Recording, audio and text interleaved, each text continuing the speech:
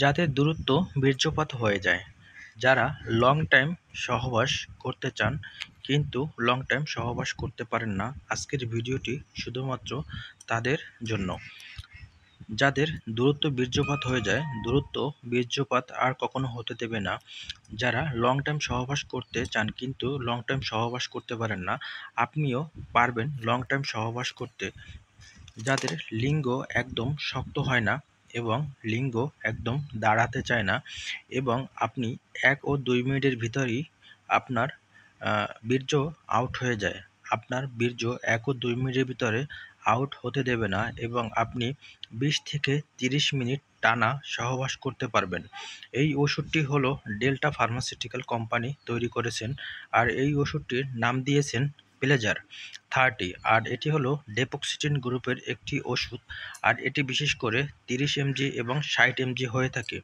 এই ওষুধটি সহবাসের 2 ঘন্টা আগে আপনার সেবন করতে হবে। এর পাশাপাশি যদি আপনি একটু দুধ খেতে পারেন অথবা একটি হাঁসের ডিম সেবন করতে পারেন, তাহলে আরও আপনার সহবাসের সময়টা বাড়াতে পারবেন দ্বিগুণ। এটি শুধুমাত্র পুরুষের জন্য, এটি মহিলারা কখনো সেবন করবেন না এবং আপনার বিশেষ সময় উত্তেজিত করার জন্য এই ওষুধটি পারফেক্ট একটি ওষুধ।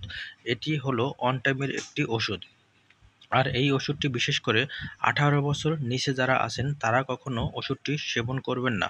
18 বছরের উপরে যারা আছেন তাদের জন্য এই ওষুধটি উত্তম কাজ করবে এবং এই ওষুধটি যে সকল রোগীরা খেতে পারবে না, যাদের হার্ট দুর্বল আছে, হার্টের রোগীরা ওষুধটা সেবন করতে পারবেন না। এছাড়া আপনার যে সকল রোগীদের কিডনিতে সমস্যা আছে, সেই কিডনির রোগীরা কখনো ওষুধটা সেবন করবেন না এবং ডায়াবেটিসের রোগীরাও কখনো ওষুধটা সেবন করবেন না। এছাড়াও যে সকল রোগীরা খেতে পারবেন না, যাদের লিভারের সমস্যা আছে, লিভারের রোগীরা ওষুধটা কখনো সেবন করবেন না এবং যারা অ্যালকোহল সেবন করেন, অ্যালকোহলের পাশাপাশি এই ওষুধটি কখনো সেবন করবেন না।